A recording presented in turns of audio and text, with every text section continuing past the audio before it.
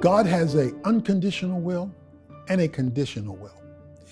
God's unconditional will are things that he is going to do regardless of what anybody else says or does, simply because he has sovereignly determined to do it. But his conditional will are those things that he has agreed to do based on our actions, reactions, or lack of action. And one of the things his conditional will respond to is the authority given us to bind and loose. Binding and loosing means forbidding or permitting.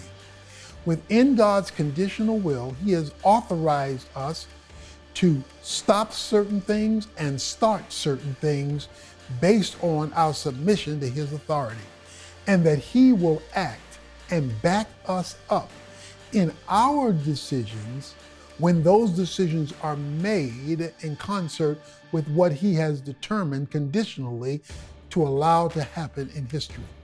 That is why the Bible says if you don't ask, you don't get, because one of the conditions is that you ask. And if it's based on a condition of asking and you don't ask, it's not because he didn't decide to give it, it's because you didn't meet the condition of his conditional will. And when it comes to binding and loosing, do you know how much authority is in that? That you can actually stop things from happening or create or authorize things to happen that you need heaven to intervene on simply by your prayers exercising spiritual authority because you are in contact with God. So don't take prayer casually. Don't take it as just a throw-in conversation with the Almighty. Take it as an authoritative posture that God has given you and me to bring into earth what has been predetermined in heaven once we exercise authority that has been designated to us by God.